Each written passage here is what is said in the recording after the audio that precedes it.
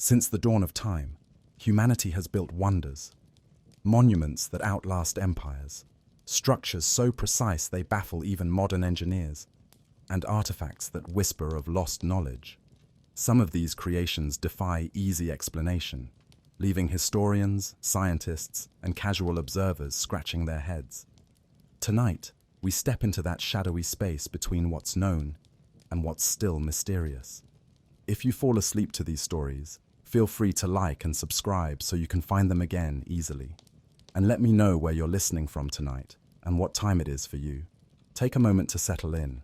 Dim the lights, adjust your pillows, and tuck yourself in. Let your breathing soften. Allow the day you had to fade a little as you shift into a slower rhythm.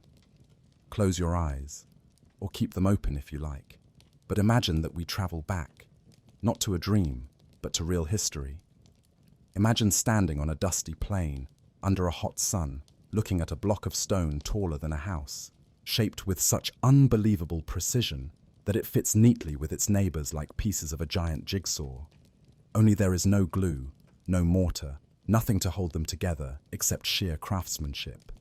That's the feeling you get when you approach some of the ancient monuments that still stand today. For example, the great megalithic walls of certain ancient sites, where massive blocks, some weighing many tons, are stacked with almost surgical alignment. The cuts are smooth, the joints tight. There are no modern power tools, no hydraulic presses, no cranes. How did they do it? Archaeologists have studied these places for decades. They point out evidence of surprising skill. These builders had an excellent grasp of geometry and empirical measurement. They used copper chisels, stone hammers, and simple sleds. But they also relied on observation, how a block balanced, how weight shifted, how simple machines magnify force. Through trial and error, they found methods that worked. What looks impossible to us may have been painful, but doable to them. Take a site in the Andes, for instance. Giant stone blocks fitted together so well that even a razor-thin blade can't pass between them, despite the fact the stone is incredibly hard. The edges are sharp, the angles precise. Modern engineers still write papers about how the ancient masons might have leveled, aligned, and fitted these stones with nothing but manpower, ingenious techniques, and a deep understanding of material behavior. So next time you see a massive stone wall from prehistory, don't just marvel at its size. Marvel at the fact humanity managed to make order from chaos, balancing geometry, physics, and sweat in a world with no machines. And yet, that's only the beginning. Because even when we accept that ancient people were capable, there are monuments whose precision and scale still challenge modern assumptions. Pyramids whose stone blocks align perfectly with north and south, megalithic tombs oriented to lunar cycles, stone discs engraved with what might be star maps, little clues that hint at a broader ancient mastery of mathematics and astronomy. But if they could build that, what else did they know? And what did we lose? Tonight, we unravel a few of these ancient mysteries. Mysteries science still grapples with. Mysteries that refuse to boil down to simple answers. Because history, and maybe even the universe, still has secrets it hasn't handed over. If there is one thing ancient civilizations loved, it was doing things on a scale so big that future humans would stare at it and go, why? But also, how? And few places capture that feeling quite like the high, dry plains of southern Peru, home to some of the most baffling artworks ever created. Long before drones and satellites, long before you could zoom out on a map with your fingers, long before the idea of aerial photography even existed, the people of the Nazca culture decided to carve enormous shapes into the desert, shapes you can't even fully appreciate from the ground, figures so large they stretch over hundreds of meters. Yet the lines are so sharp, they look like someone drew them yesterday with a giant ruler and a steady hand. Now picture this: a vast, flat desert, quiet winds, hard-packed earth, a surface covered in tiny, dark stones weathered by centuries of sun. And beneath that surface, a lighter, softer layer of sand and dirt. Thousands of years ago, ancient workers realized that if they simply scraped away the top layer, the pale layer underneath would show through like chalk on a blackboard. And so, they started drawing. Not small doodles, not little, maybe I'll draw a cat shapes. No, this culture went for scale. A monkey whose tail spirals more times than your phone charger cable. A hummingbird the size of a football field. A giant human-shaped figure waving at the distant hills like it's trying to get someone's attention. And lines. Oh, the lines. Like glowing white runways stretching arrow straight to the horizon. And here's the strange part. Even though we know how the Nazca created the lines, scraping away dark stones to expose the brighter soil underneath, we still don't know exactly why they made them so big. Standing on the ground, many of the designs look like random pathways or shallow trenches weaving through the desert. The figures only make sense from above. And back then, nobody had a way to get above them. No planes, no hot air balloons, no conveniently tall mountains with straight-on views. And so, the mystery remains. Who were these designs for? Some scholars suggest the lines were enormous ritual pathways meant for walking, stages for ceremonies performed by priests who traced long routes across the desert.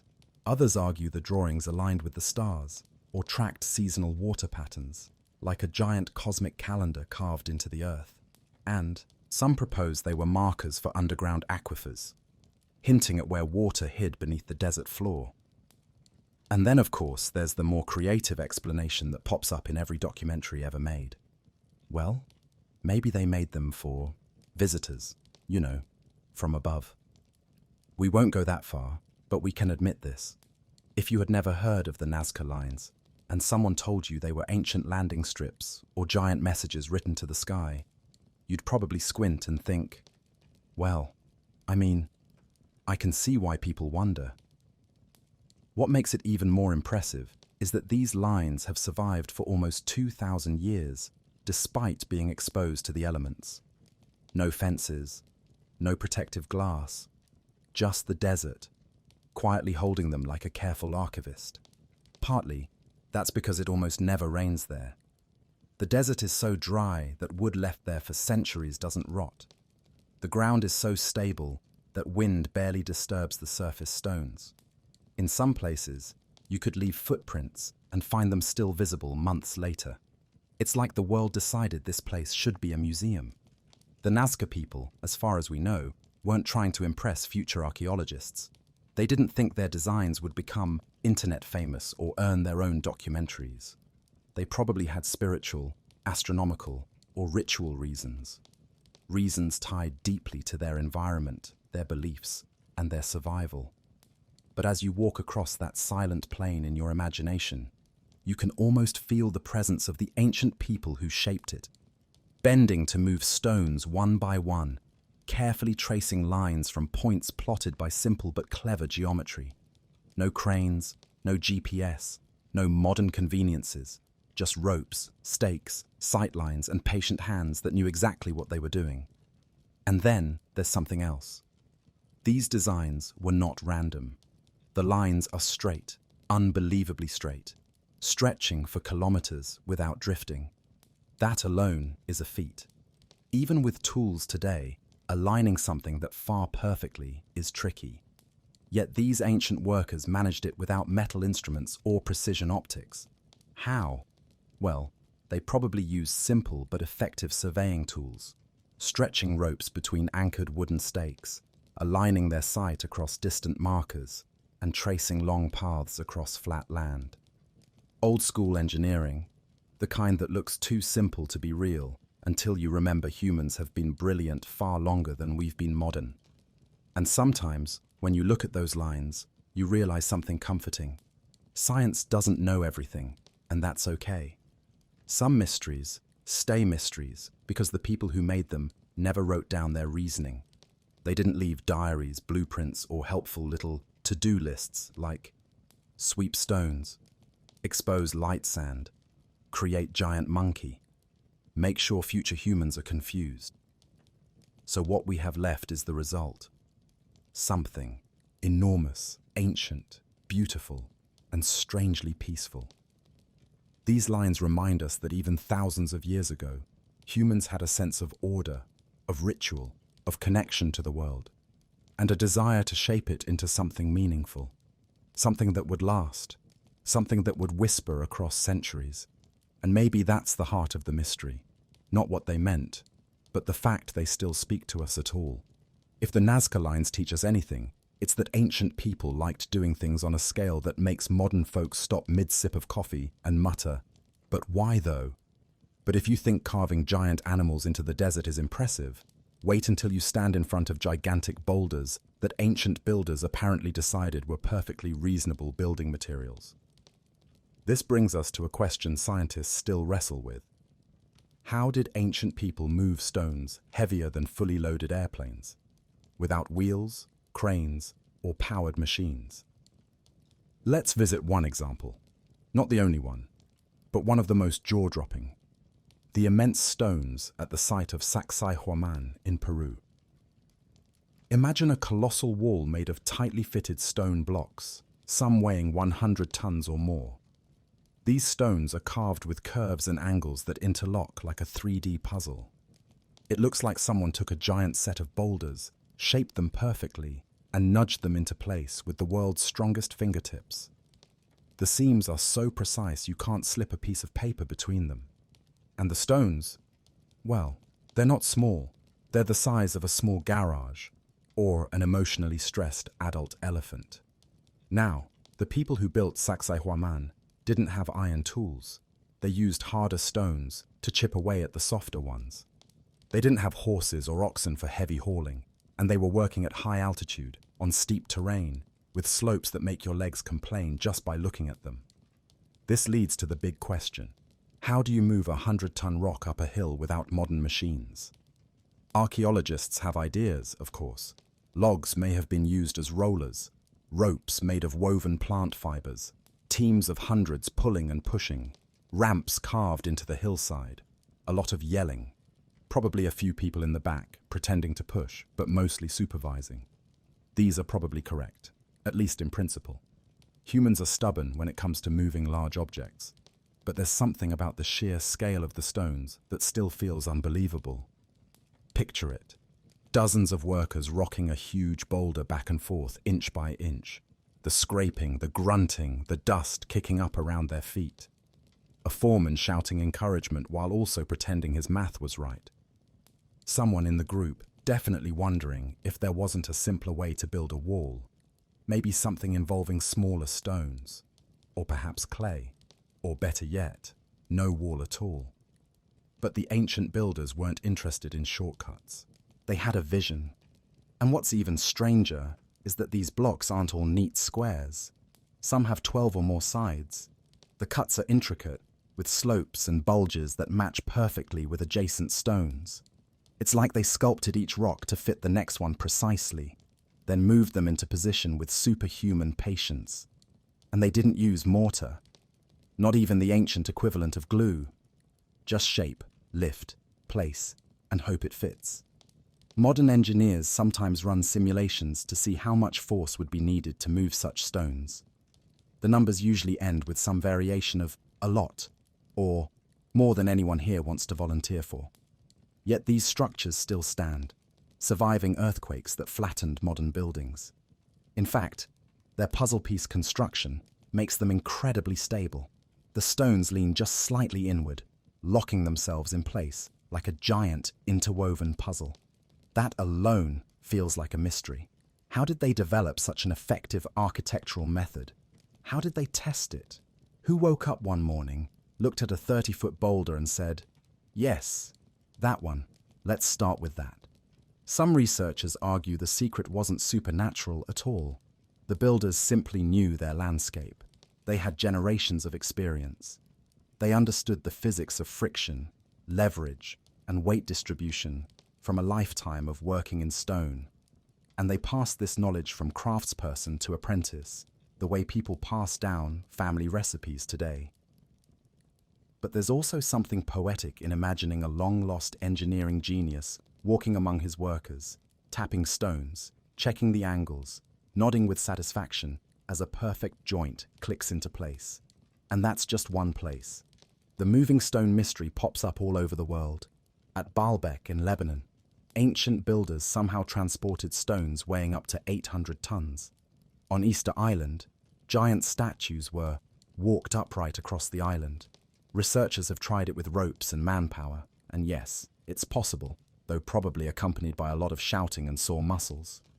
In ancient Egypt, workers moved limestone blocks using sleds and water to reduce friction. The evidence is carved right into tomb walls. People pouring water over sand to make it easier to drag heavy objects. So while the techniques vary, one thing is clear. Ancient people understood physics far better than we usually give them credit for. They didn't need calculators. They didn't need advanced machinery. They needed time, experience, and an unbreakable willingness to work together on something grand. There's a certain humility in that realization. We picture ourselves as the peak of human achievement, with our smartphones and our GPS systems that occasionally tell us to turn directly into a lake. But thousands of years before any of that existed, people were building astonishing things that endure long after the devices we use today become obsolete. And maybe that's why these sites feel mysterious. It's not necessarily because the methods were magical or impossible. It's because they show a different kind of intelligence, a physical intelligence, developed through hands-on experience, tradition, and the slow polishing of skill over centuries. When you run your hand along the smooth side of a carved megalith, not that we recommend touching protected heritage sites, it's hard not to imagine the generations who shaped it, one strike at a time. Their sweat, their laughter, their frustrations when the stone didn't behave, their triumph when it finally fit. Mysteries aren't always about the unknown. Sometimes they're about remembering just how capable humans can be, especially when they don't know something is supposed to be impossible. And that might be the real puzzle. We aren't confused because the ancients were too primitive to move stones. We're confused because we've forgotten how much can be achieved with patience, teamwork, and the willingness to try something big. Because in the end, every monument begins with a single moment. Someone pointing at a giant boulder and saying, "Yeah, that'll do." By now, we've stood in deserts carved with ancient drawings, stared up at stones heavier than your weekly emotional baggage, and wondered how entire civilizations managed to build wonders without cranes, engines, or someone yelling, "Rotate it left, no, the other left," from across the job site. But our next mystery doesn't rise above the ground. It sits beneath it, or more accurately, beneath the water. There is something uniquely haunting about ruins underwater. Maybe it's the silence. Maybe it's the dim, filtered sunlight.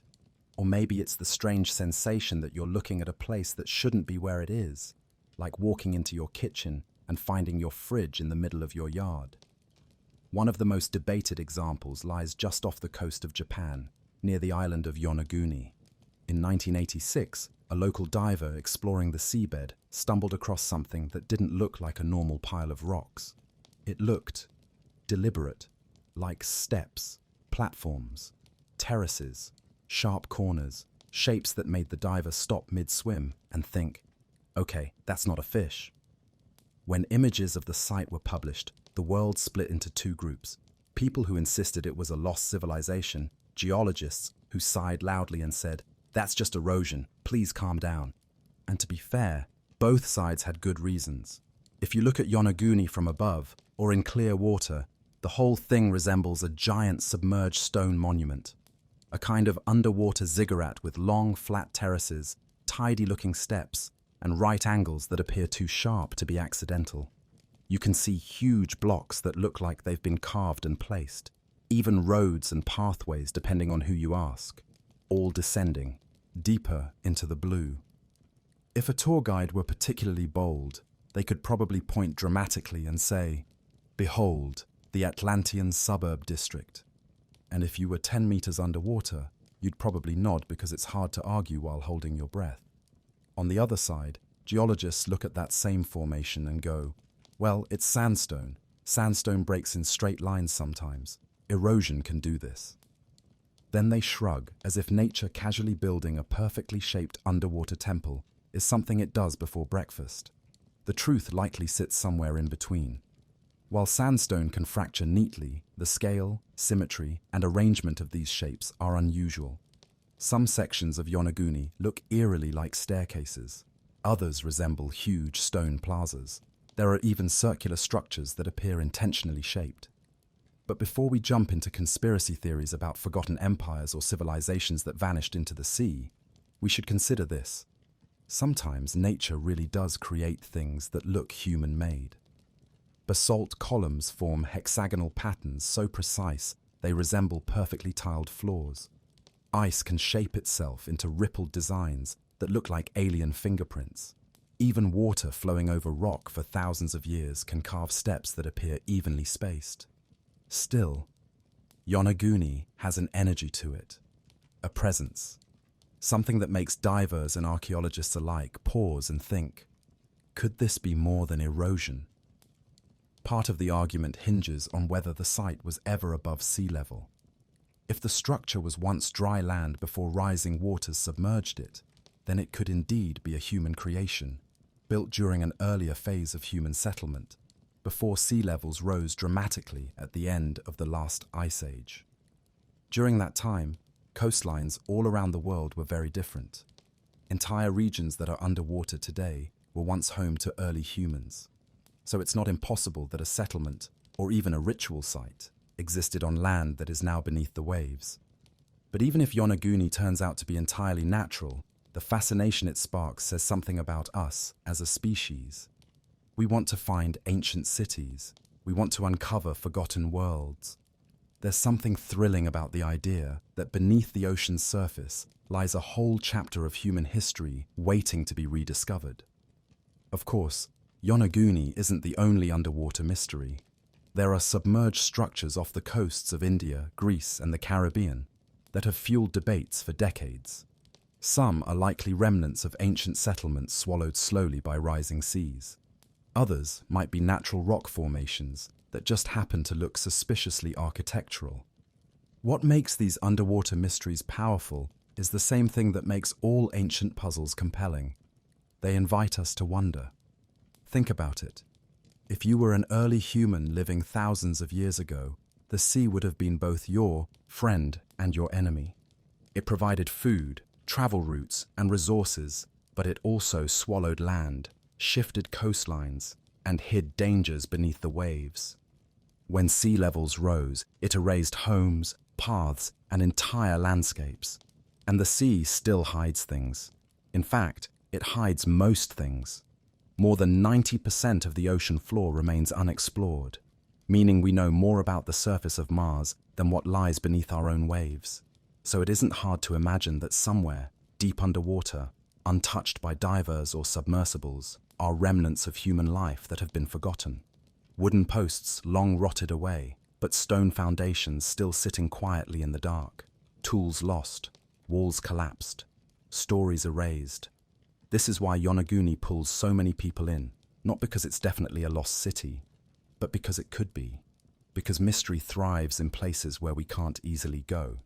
And perhaps the real lesson in underwater ruins isn't about a vanished civilization or secret advanced technology. It's about remembering that human history is messy. Coastlines move, earthquakes shift entire regions. The sea takes things without asking permission. Sometimes what looks like a message from ancient people is simply geology doing its thing. And sometimes what looks like geology is actually a whisper from a time before writing, before memory, before we had the tools to leave clear explanations behind. Either way, Yonaguni reminds us of something important. Mystery isn't just about answers. It's also about curiosity, the part of us that looks at a rock under the ocean and says, "This shouldn't be here. So how did it get here?" And that curiosity is what keeps us searching, diving, peering deeper into the unknown. Because even if the truth is simple, the journey to uncover it is anything but. The idea of ancient structures lying underwater leaves a certain kind of silence in the mind.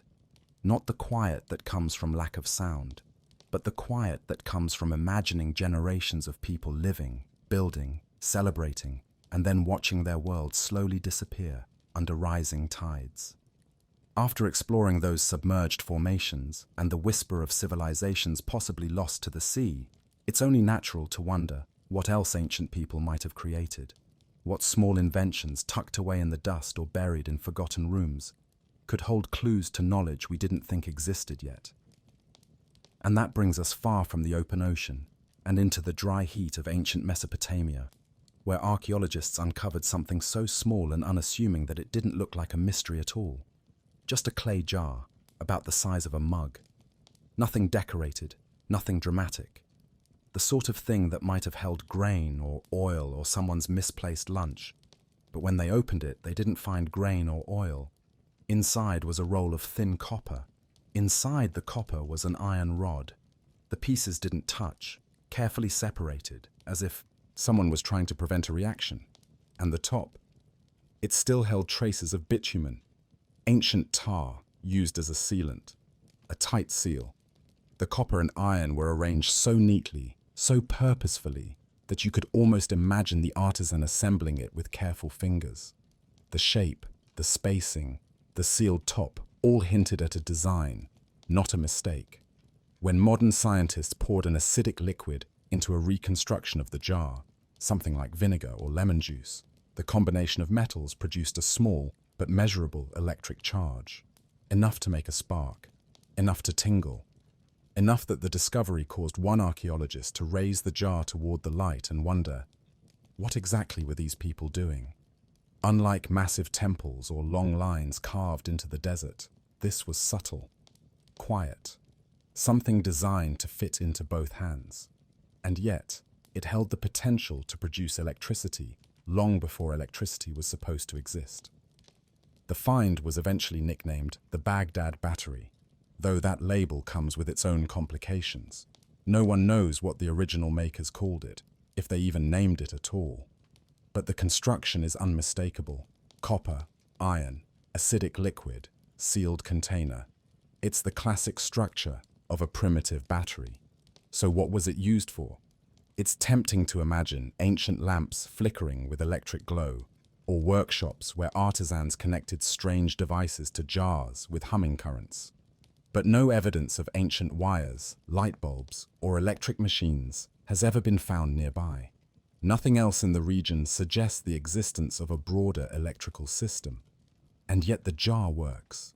If you pick it up today and recreate the setup with lemon juice, it will produce power.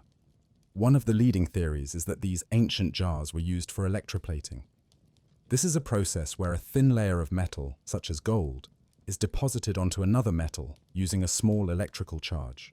Some ancient jewelry has coatings so thin, and even that they're difficult to explain through hammering or leafing alone. If electroplating was known in even a small circle of craftsmen, the jars would make sense. A tiny, controlled spark for delicate work that didn't require fire or heavy tools. Another possibility involves medicine. Electricity in small doses can create a tingling experience. Imagine a healer in a temple gently pressing a metal rod connected to a jar against someone's skin. The patient feels a slight shock, unfamiliar, surprising. To the healer, it might have seemed like a useful method to stimulate nerves, muscles, or simply impress someone with the power of the gods. And considering how often ancient societies mixed science with ritual, the idea isn't far-fetched. There's also the simplest explanation. The jars might have been part of an experiment someone never fully understood. Humans have been tinkering forever. Sometimes we discover useful things and write them down. Other times we stumble onto something, play around with it, and then forget it entirely when no obvious use presents itself. Picture an ancient craftsman pouring wine into his jar, noticing the metals react, feeling a little spark and thinking, that's odd, before setting it aside to focus on something more practical, like repairing a tool or feeding goats. If that happened, the jars may have been used experimentally for generations without ever becoming a major technology. But the most intriguing part of the mystery isn't the electrical charge, it's the intentional design. The way the metals are positioned suggests someone understood the importance of separation, of spacing, of containment. These jars weren't haphazardly assembled. They were crafted. The copper cylinder wasn't scrap. The iron rod wasn't an accident. The bitumen seal wasn't random. Everything fits together too neatly to be coincidence. Yet no surviving text explains them. No workshop diagram shows how to use them. No inscription says, "Instructions. Fill with sour liquid. Wait for shocking effect." So we're left with a small, ancient object that works perfectly in the present day, but left no guidance from the past. And there's something beautiful about that. Because not every mystery has to be big. Sometimes it's the small things, the ones you can hold in your hands, that shake your sense of what ancient people knew. It reminds you that human curiosity didn't suddenly appear in the modern age. People have always mixed materials, tested reactions, experimented with tools, and searched for ways to create new effects. They didn't need advanced laboratories. They had observation, creativity, and a willingness to play with the world around them. Maybe the battery was a tool. Maybe it was ritual. Maybe it was a forgotten experiment left in a dusty corner of a workshop. Maybe it belonged to a curious artisan who never intended anyone outside their family to even see it. Whatever the truth, the jar stands as a quiet puzzle. A clay container that, once filled with the right ingredients, pulses with a spark from 2,000 years ago. A reminder that ancient technology wasn't always massive stone blocks or towering monuments. Sometimes it was small, subtle, and surprisingly clever. And sometimes the biggest mysteries come in the smallest packages. If the Baghdad battery is a reminder that ancient ingenuity sometimes hid in tiny clay jars, then the next mystery shows what happened when that same ingenuity went all the way in the opposite direction, toward complexity. Not complexity in size, but complexity in design. Intricate, delicate, almost impossibly advanced for its time. To find it, we have to leave the sun-baked lands of Mesopotamia and drift across the Mediterranean toward the island of Antikythera. The water here is deep and deceptively calm, hiding one of the most famous ancient shipwrecks ever discovered. The story begins in 1900, when sponge divers, men who spent their days plunging into the sea for living creatures clinging to rocks, noticed something unusual on the seabed. Bronze statues, broken pottery, tools, wine amphorae, all the rich debris of a ship that had gone down centuries earlier. But among the treasures was something that didn't look like treasure at all, just a lump. A corroded block of bronze and wood, fused together by time. It looked about as exciting as an old toolbox left under the rain for a few winters. When the divers brought it up, no one paid much attention. Museums receive piles of ancient artifacts every year, vases, coins, broken tools. One more crusty thing didn't exactly shout, "I am an ancient miracle." But then it cracked open. Inside the corroded mass were gears. Not just one gear, many gears. Small, interlocking, finely cut bronze teeth, arranged with astonishing precision. It took years before anyone realized what they were looking at. Decades of cleaning, studying, and careful reconstruction. And what emerged stunned everyone.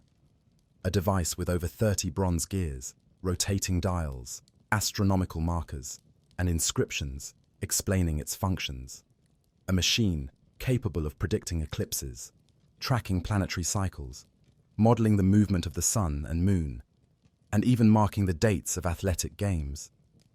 It was, in every sense of the word, a computer. Not electronic, of course, but a mechanical analog computer built in the 1st or 2nd century BCE.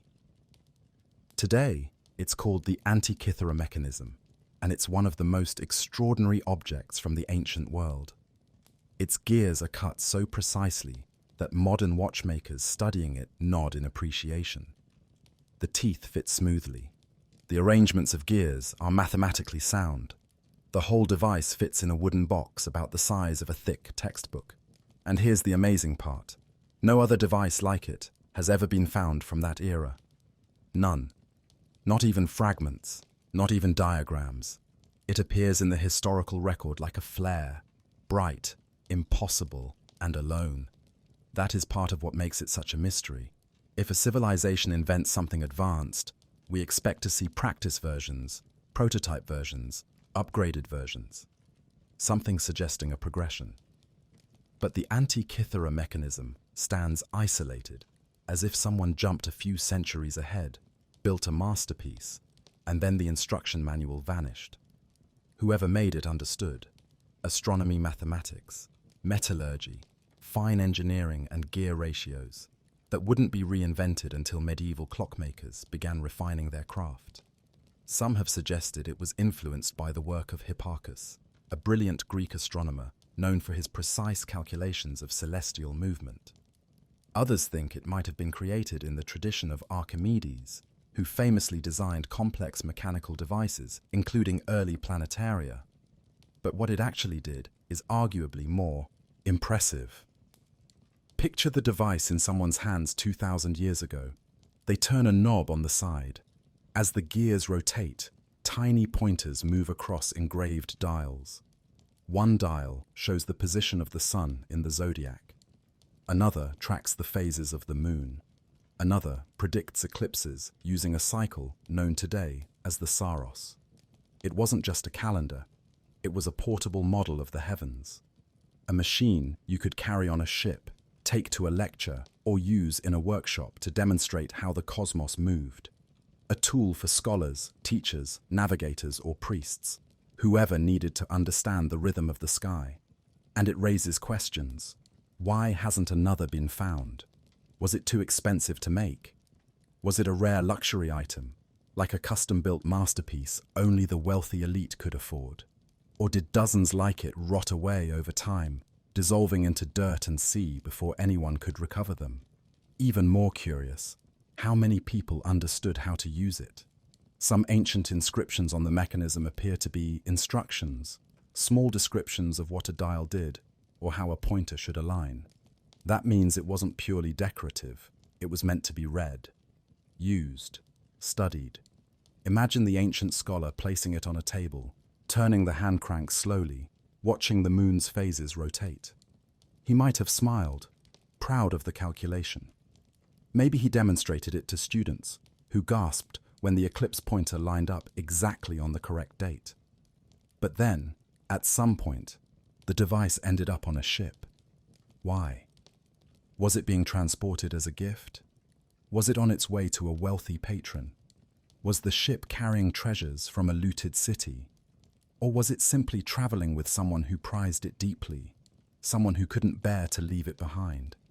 The ship sank before we could ever know. And here's the strange thing. Even with modern tools, CT scans, digital modeling, and expert reconstruction, we still haven't identified all its functions. It may have done even more than we realized. Some gears remain missing. Some dials are partially unreadable. Scholars debate whether it tracked planets like Mars and Venus, or whether additional features were once attached to the exterior. We're looking at a machine from antiquity that's so advanced, modern experts are still trying to puzzle out how it worked. It's as if a smartphone were dropped into a medieval village. People might eventually figure out it lights up. They'd realize it makes noise. They'd guess it can show images.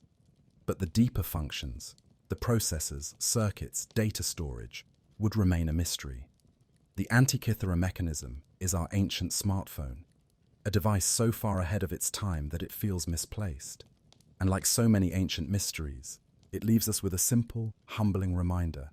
Ancient people did not lack intelligence. They lacked tools, and when they needed tools, they built them, sometimes brilliantly, sometimes in ways we can reconstruct, and sometimes in ways that leave us staring at corroded bronze gears, wondering how much human knowledge has been lost to the sea, the soil, and the steady erosion of memory. The Antikythera mechanism stands quietly in its museum case today, a little corroded, a little fragile, but still whispering the same message it has whispered since it was pulled from the water. You don't know everything, and the past was smarter than you think. The Antikythera mechanism leaves you with a certain feeling, a kind of quiet awe at what ancient minds achieved. But some mysteries don't come in gears or compact metal parts. Some mysteries lie under open skies, on windswept plains, in places so old that even the word ancient feels too new for them. Places built so early, so far back in human time, that they rewrite everything we thought we knew about civilization. One of those places is Göbekli Tepe. If you've never heard of it, imagine a prehistoric version of a modern construction site. Only instead of cranes and workers in reflective vests shouting, "Hey, who moved my wheelbarrow?" Picture hunter-gatherers carving enormous stone pillars taller than humans and arranging them in circles like they were building the first stone auditorium in history. And what makes Göbekli Tepe extraordinary is this. It was built around 9600 BCE. Yes, 9,600 years before the Common Era. That's older than Stonehenge by several millennia, older than the pyramids by 7,000 years, older than pottery in some regions, older than domesticated plants, older than, well, just about everything we usually associate with settled life. It is so old that when researchers first dated it, several archaeologists blinked twice and said, "That can't be right, check the machine." And when the machine gave the same dates again, they stared at the results like someone had switched the numbers for fun. Because according to everything we thought we knew about human development, hunter-gatherers weren't supposed to be building massive stone monuments. They weren't supposed to be carving multi-ton pillars. They weren't supposed to be creating symbolic structures with artwork showing animals, abstract figures, and elaborate designs. They were supposed to be, well, hunting and gathering, not planning architectural complexes. Yet here, Göbekli Tepe stands, or rather, lies, partly buried, proving that early humans were far more socially organized and spiritually driven than we once believed. Picture the scene more than 11,000 years ago. Small groups of families migrating across the landscape, following herds, gathering plants, fishing rivers. They never stayed in one place for too long, but at certain times of the year, they came together, maybe for rituals, maybe for seasonal gatherings, maybe for reasons we'll never fully understand, because they didn't leave us a written calendar with helpful reminders like, "Gather on the solstice, bring snacks." What they did leave us were massive T-shaped stone pillars, some weighing several tons. These pillars were carved from limestone using stone tools. Yes, stone tools to carve stone pillars. And then transported and erected with teamwork, ropes, and a level of coordination that seems almost unbelievable for communities without permanent settlements. It's like expecting a group of friends on a camping trip to suddenly build a cathedral. Possible? Technically. Likely? Absolutely not. But clearly these ancient people didn't care what we thought was likely. And imagine the physical effort. Someone had to pick the stone quarries. Someone had to carve the pillars. Someone had to organize the hauling teams. Someone had to design the layout of the enclosures. Someone probably had to stand in the middle, shouting instructions while everyone else pretended to hear them over the sound of dragging rocks. Yet, they did it. In the center of each stone circle, two larger pillars stand like guardians, surrounded by smaller ones arranged neatly around the perimeter.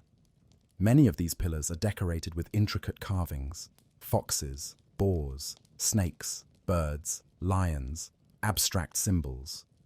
Animals that clearly meant something to these early builders. And this raises a huge question. Why would people who didn't even farm yet build a site like this? Traditionally, archaeologists believed that settled farming came first, allowing people to gather long enough to develop religion, art, and monumental architecture. Göbekli Tepe flipped that idea upside down. Some now argue that places like Göbekli Tepe might have been the reason people began farming in the first place. If groups of hunter-gatherers kept returning to the same spot for rituals, they might have experimented with tending wild plants nearby. Then eventually, they began domesticating them. Settlements grew. Agriculture developed. In other words, instead of farming leading to temples, temples may have led to farming, That alone is enough to make historians rub their temples and reach for extra coffee. But there's more. Göbekli Tepe was deliberately buried. Sometime after centuries of use, the people of the region filled in parts of the site with dirt, stones, and debris. They didn't abandon it to erosion. They didn't leave it to crumble. They intentionally covered it, almost like they were preserving it, protecting it, ending its chapter in a way that feels ceremonial. Why? No one knows. Did they move their gatherings elsewhere? Did new beliefs replace old ones? Was burying the site a ritual farewell, a closing of a sacred space? We have no texts, no carvings, no easy explanations. All we have are the stones, massive, silent, almost impossibly old. But despite all the unknowns, some things are clear. The people who came here were organized. They planned ahead. They understood engineering, art, symbolism, maybe even astronomy. They cared enough to build something that would outlast them by thousands of years. And that's where the humor of archaeology comes in. Because if you ask a room full of experts what Göbekli Tepe was for, you'll get answers like a ritual center, a gathering place, a sanctuary, a ceremonial complex, a social hub, a symbolic structure, which are all just fancy ways of saying, we don't know, but it was definitely important. But maybe that's what makes it mysterious. The fact that it existed at all, that people with simple tools and nomadic lifestyles built something that rivals the ambition of later civilizations. It's a reminder that sophistication doesn't always show up in the way we expect. Sometimes it's in the organization it takes to gather hundreds of people. Sometimes it's in the creativity to carve animals into stone. And sometimes it's in the sheer will to shape a sacred landscape without leaving any clear explanation behind. Göbekli Tepe stands as a monument to human curiosity, cooperation, and belief, whatever that belief may have been. A place where early people looked at the world and decided to build something enduring out of it, something bigger than themselves, something that would whisper across millennia, "We were here, we built this, and we understood more than you think." Long before Göbekli Tepe was rediscovered beneath its blanket of ancient earth, long before archaeologists had carbon dating or satellite maps or high-tech scanners, people were wandering through landscapes filled with stones that didn't behave the way stones normally behave. Some rocks crumble, some shatter, some sit quietly doing nothing at all for thousands of years. But there are a few places in the world where the stones refuse to be ordinary. Imagine picking up a rock the size of your hand, giving it a curious tap, and hearing not a dull thud, not a muffled knock, but a clear, ringing tone. A note, almost like a bell, or a drum, or a metal plate, something musical. And then imagine looking around and realizing that the whole landscape is filled with stones like this. No one entirely knows why some stones here produce such resonant tones. They don't look unusual at first, just ordinary boulders scattered across rugged terrain, some cracked, some standing upright like forgotten monuments. But when you listen, really listen, you hear something unexpected, a voice inside the rock. This phenomenon has been noted in various parts of the world, but one of the most famous examples comes from Africa, the singing stones of Zimbabwe. There, ancient builders created the Great Zimbabwe Complex, an enormous stone city built without mortar, where certain stones, carefully placed, produce ringing sounds when struck. Some people think the builders intentionally selected acoustically resonant stones and positioned them in ways that enhanced their natural tones. But the full mystery deepens when you realize these ringing stones aren't restricted to one site. They appear in different continents, in different cultures, across vast stretches of time. Large boulders split in two, like massive tuning forks. Standing formations that hum under wind pressure. Configurations so precise, it's hard to believe they weren't intentionally placed. Even prehistoric people seemed aware of these strange acoustic qualities. Some cave paintings are located in chambers where echoes behave in unusual ways. where claps, hums, or taps bounce through the darkness, like invisible dancers moving between stalactites. Archaeologists studying Paleolithic caves in Europe noticed something striking.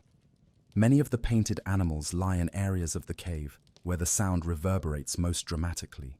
In places with strong resonance, you'll find horses, bison, mammoths, sometimes painted at odd heights or impossible angles. The belief among some researchers is that these early artists weren't just painting, they were performing. Picture it: torches casting flickering orange light, a group gathered in the dark, someone tapping a stone tool against a resonant wall, and the entire chamber responding with a deep hum, painted shapes vibrating with the light and the sound, the echoes merging with the artwork in ways that felt alive. It's one thing to admire ancient art. It's another to realize some of it might have been meant to be heard, not just seen. Now imagine ancient builders working with stones in a landscape where each rock behaves like an instrument. Would they have noticed? Absolutely. Ancient people were tuned into nature in ways modern humans often aren't. They didn't have screen time or headphones. Their senses were their tools. And so, in regions with ringing stones, we find evidence of quarries where resonant stones were extracted. Evidence of stone circles where some rocks sing when struck. Evidence that early humans weren't just building, they were listening. In fact, acoustics might explain why certain stone structures are arranged the way they are. Some stone circles produce distinct resonant patterns when the wind moves between their pillars. The stones act like giant flutes or chimes, humming quietly through the day. Most people walking past would never notice unless they stopped and stood perfectly still. But for those who did, the effect would have felt otherworldly. Imagine being a traveler thousands of years ago, passing through a valley and hearing tones drifting through the air. Not loud, not sharp, but soft and eerie. A sound that seemed to come from the earth itself. You wouldn't forget that. Some archaeologists have suggested that ancient people intentionally positioned certain stones in ceremonial sites to enhance acoustic effects. They didn't have modern physics, but they had ears, and they used them. But what exactly causes stones to ring? In most cases, it comes down to mineral, composition and shape. Stones with a high quartz content can resonate like glass when struck. If the stone is hollow or naturally cracked, it behaves like a shell, amplifying the vibration. If two stones lean together with just the right spacing, they create a resonant chamber. And sometimes, wind moving through gaps between stones produces tones like a giant natural harmonica. Still, knowing the physics doesn't make the experience less magical. Think of it like explaining why a rainbow appears. Yes, it's refraction. Yes, it's light bending through water droplets. But that doesn't take away from the moment you actually see one, stretching across the sky, almost impossibly colorful.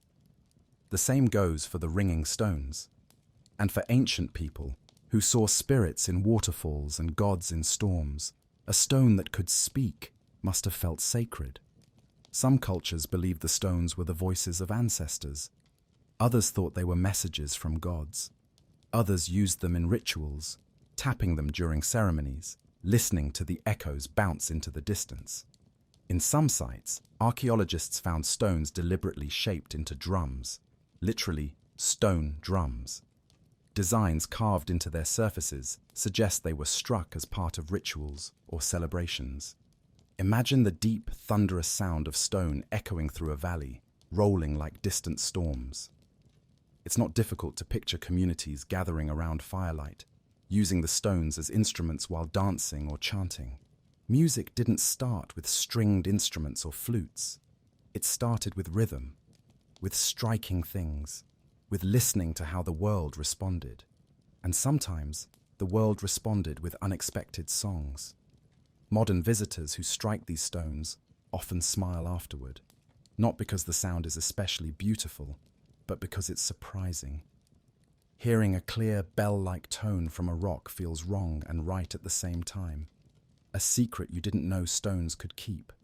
And maybe that's what ancient mysteries are really about. Not confusion, not frustration, But the moment you realize the world is bigger, stranger, and more creative than you expected. Göbekli Tepe reminds us early humans organized on massive scales long before we assumed they could. The Antikythera mechanism reminds us they engineered more precisely than we imagined. And ringing stones remind us they listened to the world and heard possibilities we've mostly forgotten. Because sometimes a stone is just a stone. But sometimes, when the light is right and your hand moves just so, a stone becomes something else. A voice from the past, a vibration held in mineral and time, a reminder that ancient people didn't just build their world, they could hear it. If the ringing stones teach us that ancient people were listening to the world, then the next puzzle shows us they were also reshaping it on a scale so vast, it makes modern visitors stop, stare, and quietly think. Okay, who did this? And what exactly were they trying to say? Because in the deserts of the American Southwest, far from the noise of cities and highways, lie enormous carvings etched into the ground. Spirals, circles, snakes, figures with outstretched arms, birds that seem ready to lift off into the sky, giant shapes that stretch for dozens, sometimes hundreds, of meters. Unlike the Nazca lines, which we visited earlier in this journey, these shapes are carved in a different landscape, by different people, thousands of miles away. Yet the effect is the same. A sense of stepping into a place where messages were left, but the senders never signed their names. These carvings are known as geoglyphs, designs made by removing or rearranging the top layer of desert soil. And while they appear in several places around the world, some of the most intriguing examples lie across the Colorado River Basin, the Mojave Desert, and parts of Arizona and California. To understand how strange they are, imagine walking across a quiet desert in late afternoon. The sun is low, the shadows long. At first everything looks normal: dirt, rock, brush, the usual scenery. But then, from just the right angle, the ground begins to reveal shapes, long sweeping curves, giant spirals, straight lines that run impossibly far. A human figure so large its arms stretch wider than the wingspan of a small plane. And the realization hits: you're standing in the middle of a picture so big you can't even see it properly from the ground. Now, unlike the Nazca lines, these geoglyphs were not discovered by ancient people building runways for unknown reasons, as some creative storytellers like to imagine. Instead, many were discovered in the 20th century by pilots who looked down from above and thought, wait, that's definitely not natural. But once they were found, questions exploded like dust in the desert wind. Who made them? Why so large? How far do they stretch? And what were they used for? The truth is both simple and mysterious. They were created by indigenous cultures, whose descendants still live in the region today. But many of these cultures have traditions emphasizing that the designs were made for purposes no longer spoken of or known at all. Some geoglyphs seem to follow celestial patterns, lining up with solstices or moon cycles. Others appear to be ceremonial pathways, routes used in rituals where participants walked in long loops or spirals as part of community events. Some might have marked territorial boundaries, or water sources, or mythological stories written across the ground like a giant open-air book. The spirals are especially intriguing because the spiral symbol appears in ancient cultures across the world, in Celtic stone carvings, in Bronze Age cave art, in Polynesian tattoos, in early Greek pottery, in Neolithic burial chambers, and here in the North American desert. Wherever the symbol appears, it tends to represent movement, of life, of time, of the sun, of the stars, of creation itself. The same idea repeated across continents, as if humans everywhere felt the same instinct to draw the turning of the world. One spiral in the southwest stretches so widely that walking its full path takes several minutes, looping outward until you feel like you're tracing the rhythm of the universe with your own feet. Then there are the giant human-like figures, some with arms raised, some stretching out long bodies across the desert floor. One of the most famous, nicknamed the Blithe Intaglios, depicts a human figure over 50 meters long. If an ancient group traced the outline together, each person standing to mark a part of the body, it must have been a coordinated effort, something that required planning, leadership, and purpose. And the technique? It's deceptively simple. The top layer of the desert is often covered in a dark varnish, stones coated by centuries of oxidation. Beneath that layer lies lighter soil. If you scrape away the dark stones or push them aside, the pale earth below shines like chalk. Over time, the contrast becomes sharper as weather cements the stones in place. No machines, no special tools, just patience, and a remarkably steady hand for enormous artwork. But the mystery is less about how they were made and more about the meanings behind them. Why carve symbols so large that only someone standing high above or on a hill far away could appreciate them? Why carve paths that guide the walker in long loops? Why create massive human and animal forms that seem to watch quietly over the desert? Some researchers believe the geoglyphs marked pilgrimage routes, paths people walked during annual rituals or seasonal migrations. Others think the shapes might represent mythic figures, stories etched into the land to honor ancestors or gods. Still others propose a more practical purpose, guiding travelers across vast distances. A giant human figure carved into the earth could act like a directional marker pointing toward a river or valley. But there is one theory, gentle and poetic, that seems to fit especially well. Some indigenous elders say the desert is alive, that the land remembers, that the earth listens. And the shapes? They were made as offerings, messages, conversations with the land itself. When you stand near these designs at sunset, with the desert wind brushing past your ears, the idea doesn't feel far-fetched. The landscape stretches endlessly in silence, except for the soft hiss of sand. The shapes curve gently into the distance. You sense something old, something patient, watching, and perhaps that's why these geoglyphs endure. The desert preserves what is placed in its care. Unlike rainforests, deserts don't rot things away. Unlike floodplains, deserts don't wash things clean. Here, messages last, and so, the spirals remain, the lines remain, the giant human figures remain, watching, listening, waiting. Another layer of the mystery is how many geoglyphs might still be hidden. Many are discovered accidentally, by hikers, pilots, archaeologists reviewing aerial photographs. Some are partially buried by shifting sands. Others are faint, surviving only as subtle discolorations until the sun hits them just right. Every time a new design is found, it reignites questions that have lingered for generations. Questions without sharp answers, but with plenty of meaning. Because when people carve enormous shapes into the earth for reasons they never write down, the meaning lives on not in the explanation, but in the act itself. And that act tells us something universal. Humans are storytellers, not just with words, but with land, stone, sky, and imagination. Some stories are written on cave walls. Some are carved into stone pillars. Some are whispered in the tones of ringing rocks.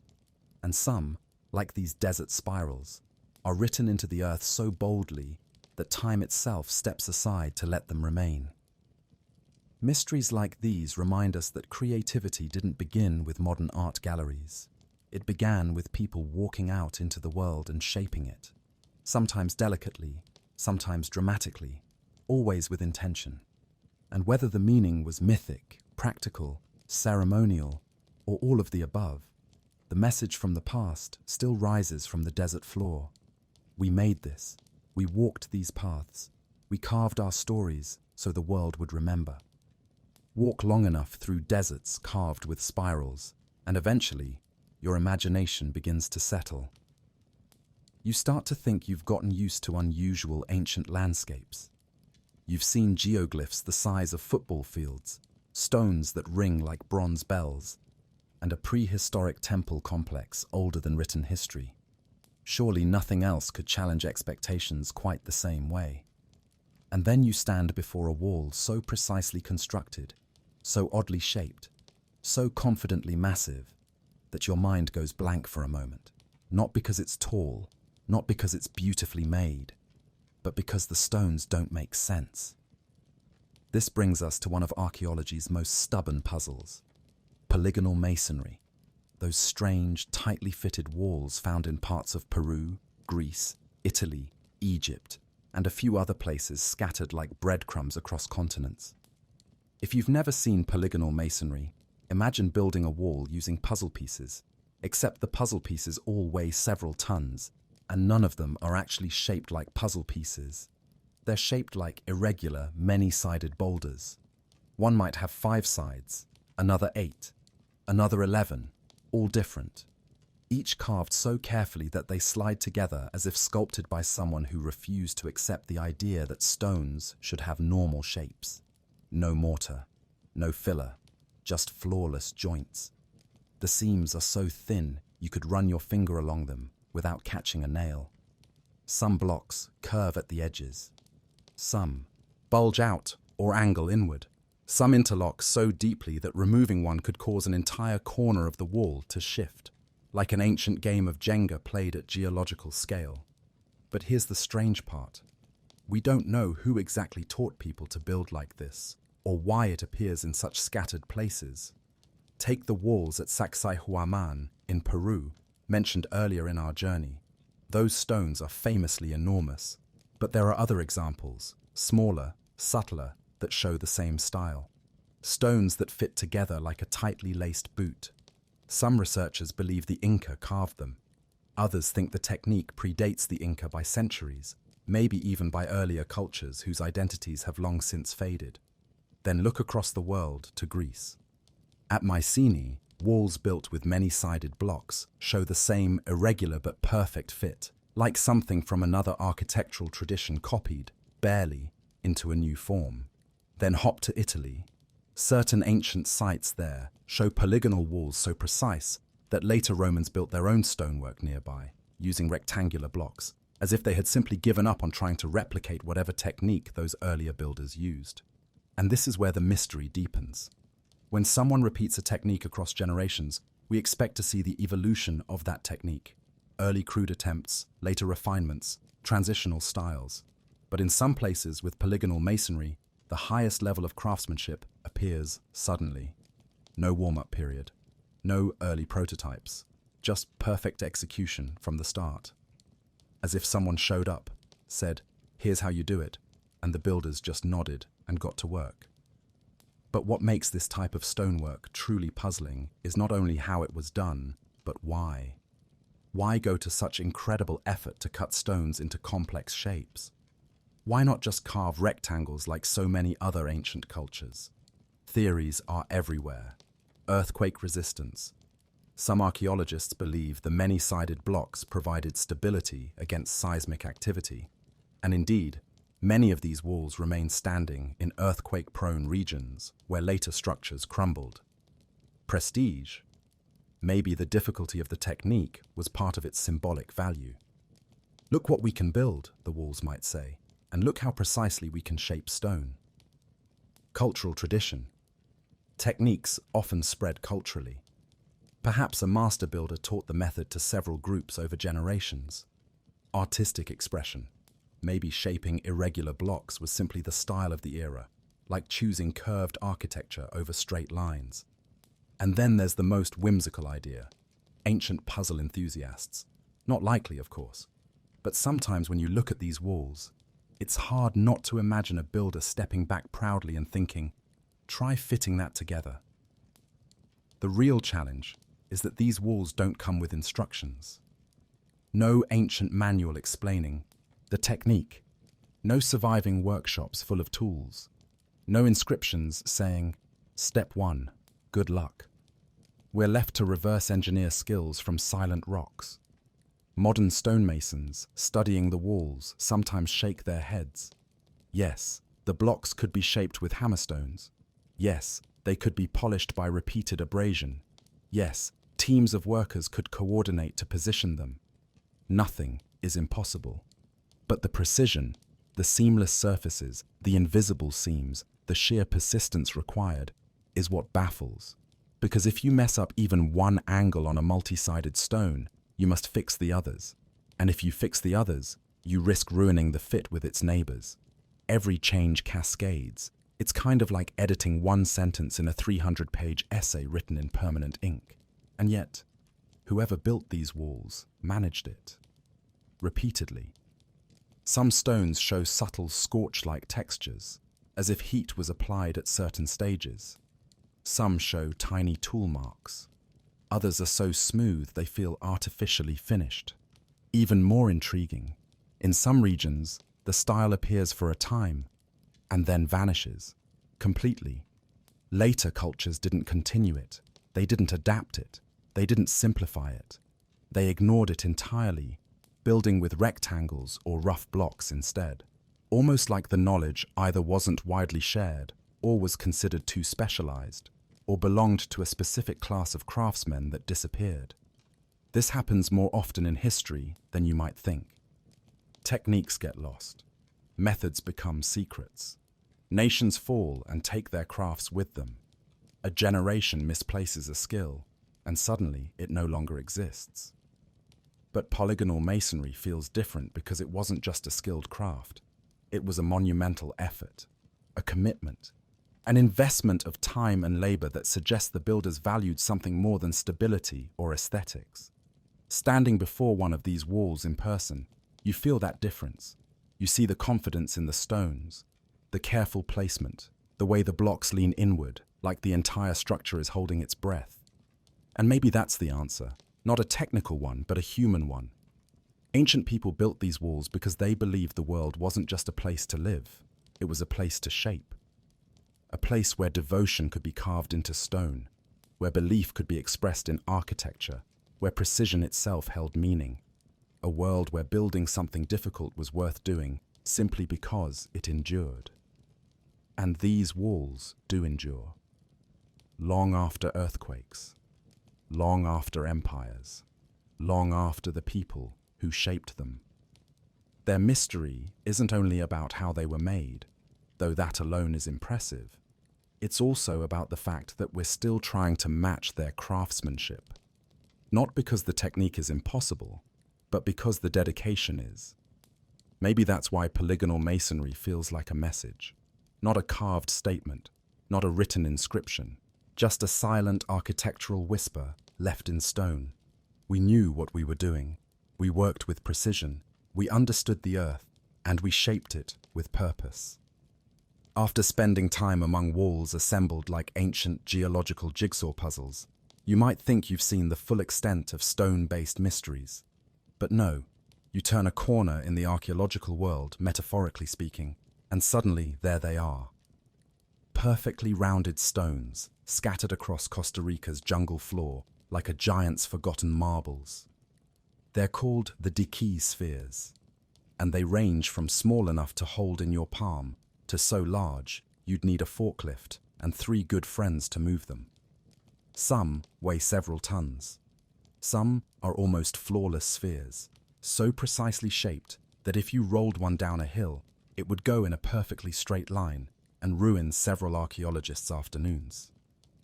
When they were first uncovered in the early 20th century during fruit company land clearing efforts, because apparently nothing screams archaeological discovery like a bulldozer in a banana plantation, workers noticed the stones and did what many people do when they find mysterious round objects. They tried to smash them open, hoping to find gold inside. They found nothing. No treasure, no artifacts. Just solid stone all the way through. And that only made the mystery bigger. The spheres are carved from granodiorite, a rock so hard it laughs at the idea of being shaped by accident. You can't just wait for water erosion to magically polish a perfect ball. These things were made intentionally, carefully, and repeatedly. Archaeologists have identified over 300 of them so far. Some were found arranged in lines, others in clusters. A few appeared to mark the entrances to ancient structures, buildings that no longer exist, but whose spherical guardians remain. And then comes the big question, the one researchers have debated over cups of coffee, over conference tables, over campfires, and probably over several frustrated sighs. Why spheres? Why not statues of people or animals like many other cultures carved? Why not rectangular markers or totems or altars? Why go for the most mathematically challenging shape possible? Consider the effort involved. First, you quarry the stone from mountains miles away. Then, you transport the heavy block to wherever you want it. No wheels, no vehicles, just wood rollers, ropes, and teamwork. Then you carve it smooth, very smooth, carefully chipping, grinding, sanding, patiently perfecting the shape from every angle. Even modern sculptors have tried replicating the process and admitted it took days of continuous work just to get the sphere acceptable, not perfect. Yet ancient artisans achieved a level of precision that makes even trained geologists blink twice. And then, like the polygonal masonry, these spheres appear in multiple sizes but with a consistent style. Someone clearly standardized the craft. Someone taught it. Someone perfected it.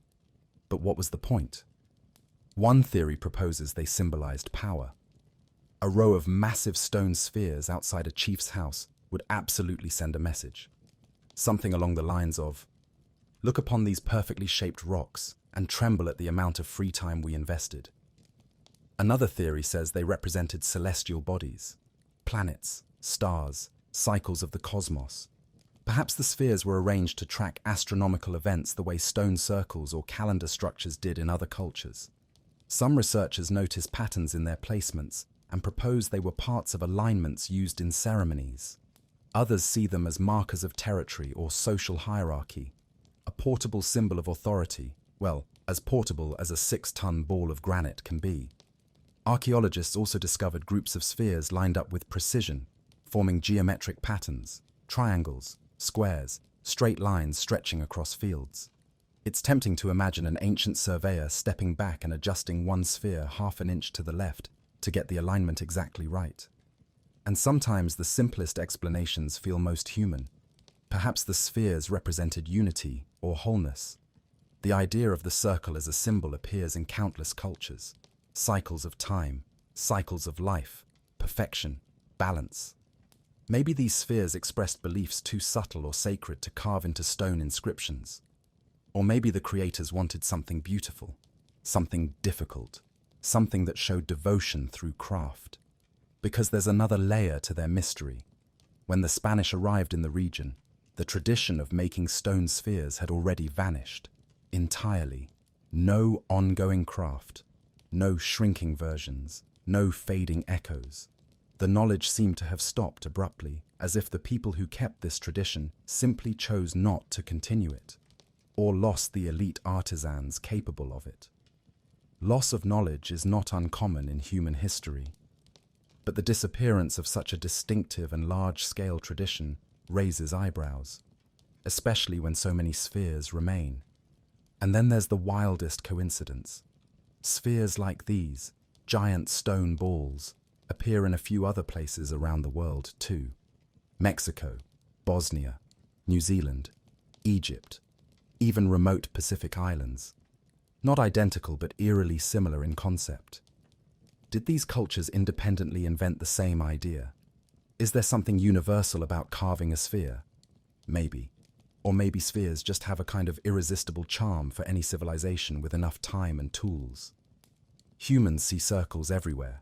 Sun, moon, horizon, eyes, fruit, ripples in water. The sphere is a natural form. Maybe shaping stone into that timeless form was a way of honoring nature. Still, the Costa Rican spheres stand out because of their perfection, their quantity, their arrangement, their consistency, and they raise another possibility. Perhaps they were used for rituals, involving movement. Not rolling them, obviously.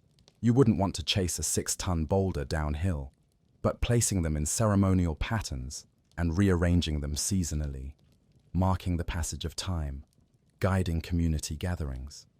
Whatever the reason, standing next to one of these spheres today is a strange experience. There's a quiet confidence to them. No carved faces, no inscriptions, no obvious symbolism.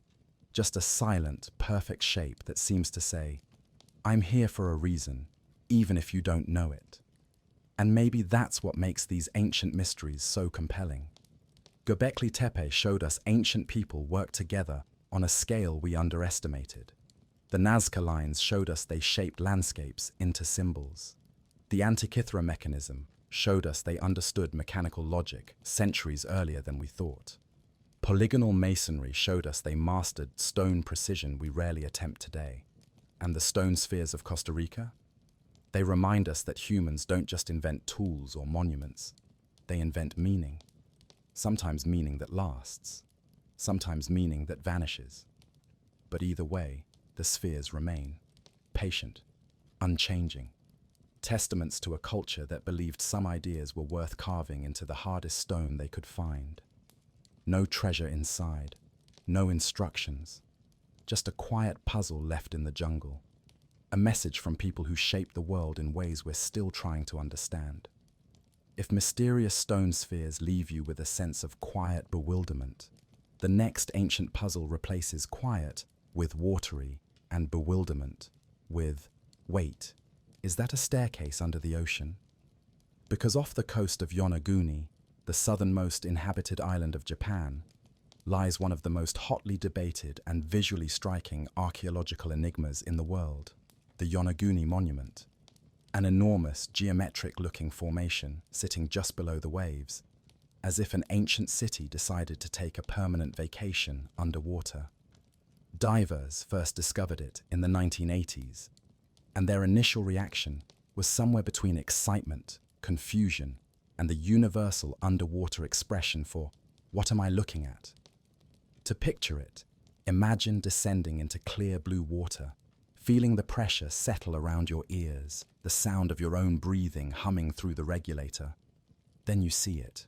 Massive rectangular terraces rising out of the sea floor, each level carved like giant steps.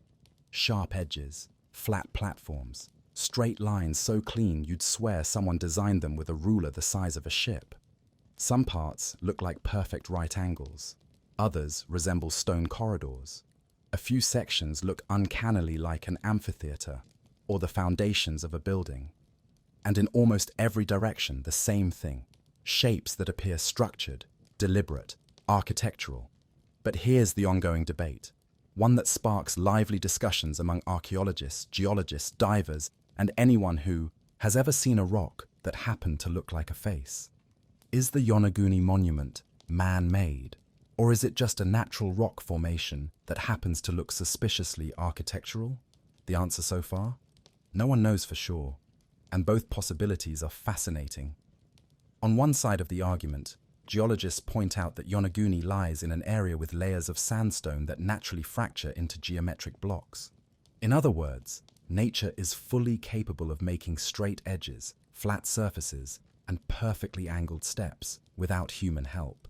Geological processes, especially tectonic pressure and erosion, can create remarkably architectural-looking shapes. The Earth has been carving things long before humans had chisels.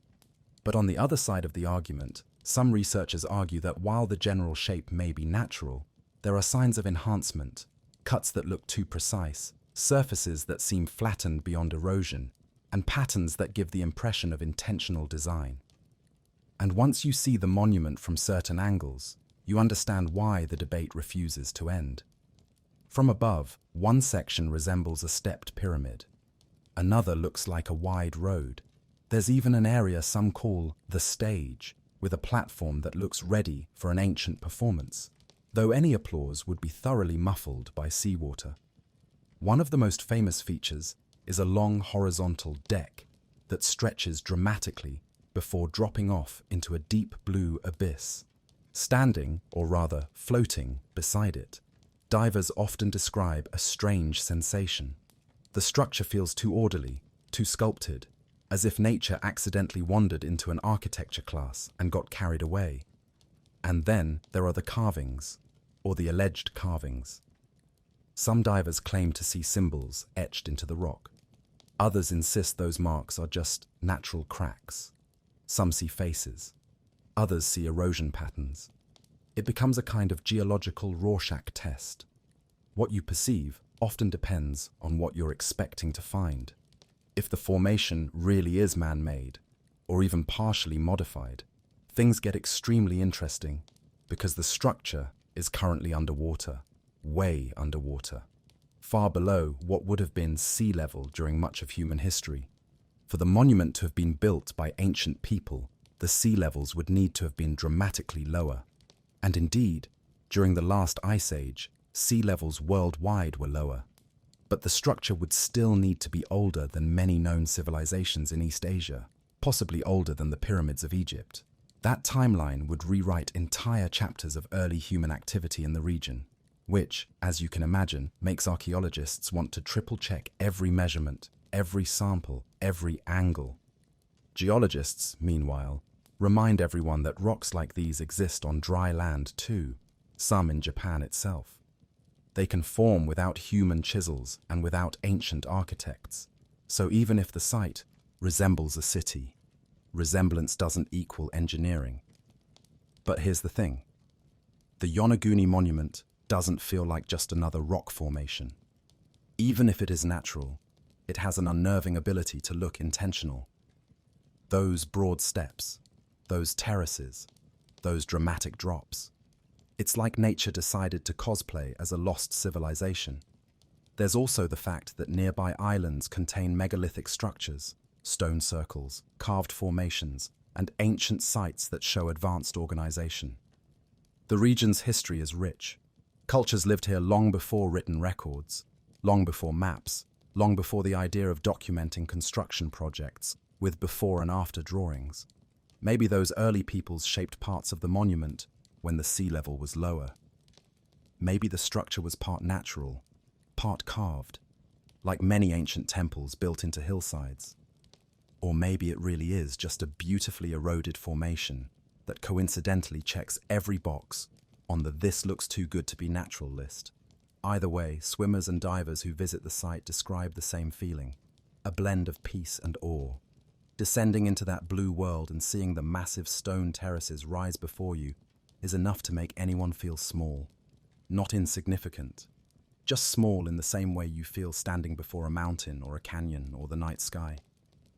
Humans built incredible structures, yes, but nature has been building longer, standing above the terraces or floating above them. The lack of certainty becomes part of the beauty. The mystery doesn't scream. It whispers. It invites questions, but it refuses easy answers. And perhaps that's why the Yonaguni monument has captivated so many minds across so many years. It sits quietly beneath the surface, not telling us whether it's the work of ancient hands or ancient waves, not agreeing to belong neatly in one category or the other, not interested in clarifying itself simply for our convenience. It's a reminder that the world is full of shapes and patterns that tease us, that our desire for meaning sometimes outruns the evidence, that mystery is not always a problem to be solved. Sometimes it's something to be appreciated. And Yonaguni, massive, geometric, silent, gives us something else too, perspective. Whether carved by ancient workers or sculpted by the sea, the monument forces us to pause and acknowledge how little we truly know. How much of the ocean hides from us. How much of history lies unrecorded. But just as importantly, it reminds us of the wonder that comes from not knowing. Some mysteries stay mysterious, not because they can't be explained, but because explanation isn't what makes them powerful. What makes them powerful is the moment you first see them and realize the world is stranger, deeper, and more astonishing than you thought. If the underwater monument teaches us that the ocean likes to keep secrets, the next mystery shows us that sometimes the secrets surface in the form of an old map drawn on gazelle skin by someone who apparently knew far more than they should have. Because nothing quite captures the spirit of, wait, how? Like the Piri Reis map, a beautifully illustrated world map created in 1513 by an Ottoman admiral who clearly didn't get the memo that Europeans were still figuring out the globe. To understand why this map is such a problem, picture an early 16th century cartographer sitting at a desk, ink ready, tools arranged neatly. Outside, ships are circling coastlines, exploring bits and pieces of the Americas, misjudging distances, and accidentally bumping into continents they didn't know existed. And then there's Piri Reis, drawing coastlines with a confidence that makes historians squint. This map doesn't just show Europe, North Africa, and parts of the Middle East with impressive accuracy. Those regions were well explored by then. It shows the coast of South America with a precision that shouldn't have been possible at the time. The contours, the proportions, the way the land curves inward and outward. It's shockingly close to what modern satellite imaging reveals. But that isn't even the strangest part. The map also includes a landmass far to the south, depicted as a long, continuous shoreline. Some enthusiasts have suggested this could represent Antarctica, 4 centuries before anyone officially discovered it. Now, before we start imagining Ottoman admirals dog-sledding across polar ice, scientists are quick to point out that the coastline could be misinterpreted. It might represent South America exaggeratedly extended. It might reflect older notions of a southern continent believed to exist long before Antarctica was discovered. Medieval and Renaissance maps often included hypothetical lands. And yet, there's something unsettling about the sheer confidence with which that southern land is drawn. It isn't a faint outline or a vague shape. It's a coastline, curved with detail, as if traced from a source. Piri Reis himself didn't claim credit for discovering anything. Instead, in notes written on the map, he explains exactly where he got his information. He relied on older sources, a lot of them, some from Portuguese explorers, some from Arab navigators, some from ancient maps he said came from before Alexander the Great. When a man casually mentions basing his work on centuries-old documents no one else has ever seen, historians tend to sit up a little straighter. His notes are wonderfully blunt. At one point, he writes that one of the maps he used was made by Christopher Columbus. At another, he mentions maps drawn in the days of the pharaohs. He refers to ports, islands, and ocean routes that were still being charted in his era, as if they'd been well known long before. It's like he was working from a secret library you only hear about in legends, a collection of ancient knowledge carefully preserved and quietly passed from culture to culture. Whether or not that library ever existed is still debated. But one thing is certain. Whoever created the source maps knew enough about global coastlines to spark centuries of fascination. Some researchers suggest the map's accuracy comes from a combination of earlier explorations and clever corrections. After all, Arab and African sailors had been navigating the Atlantic and Indian Oceans long before Columbus set sail. Portuguese explorers charted parts of South America around the same time Piri Reis was drawing his map.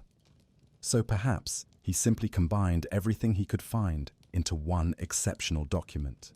And yet, when comparing the Piri Reis coastline of South America to other maps of the time, an uncomfortable truth emerges. His is better, much better.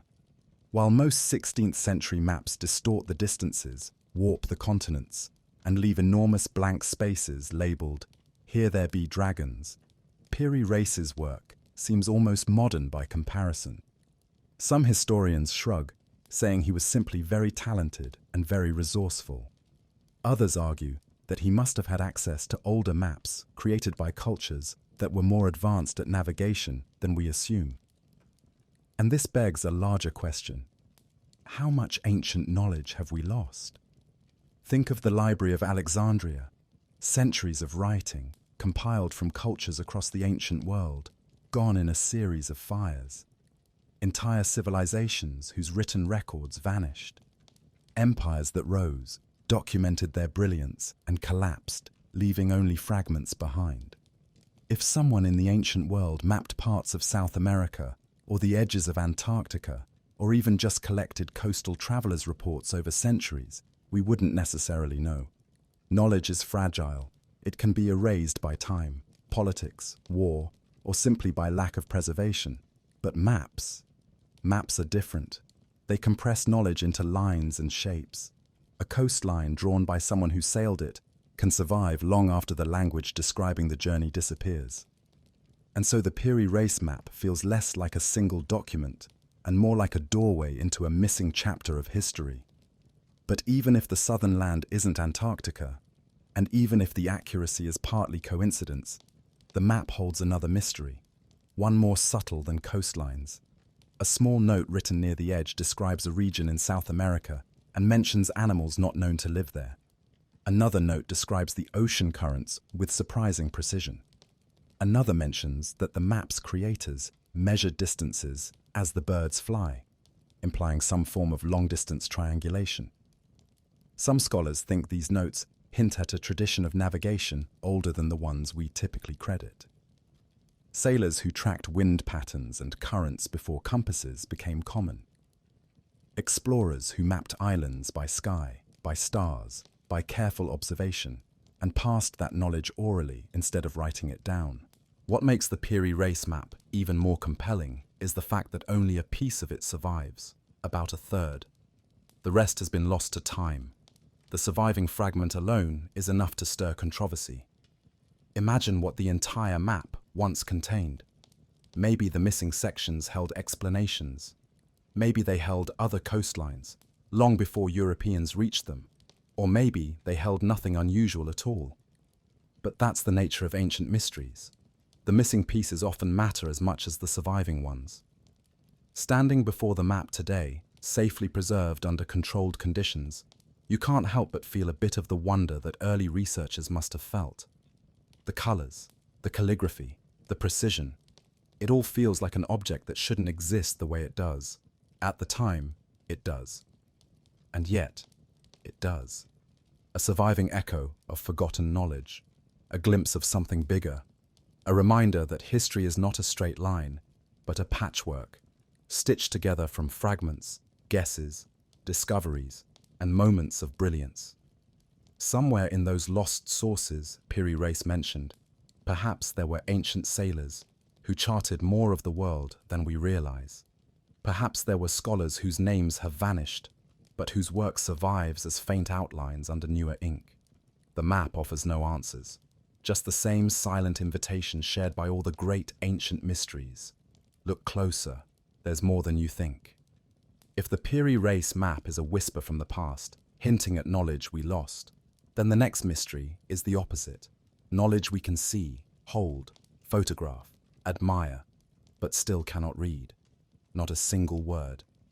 Welcome to the puzzle of the Indus Valley script, the written language of one of the most sophisticated and peaceful ancient civilizations on Earth.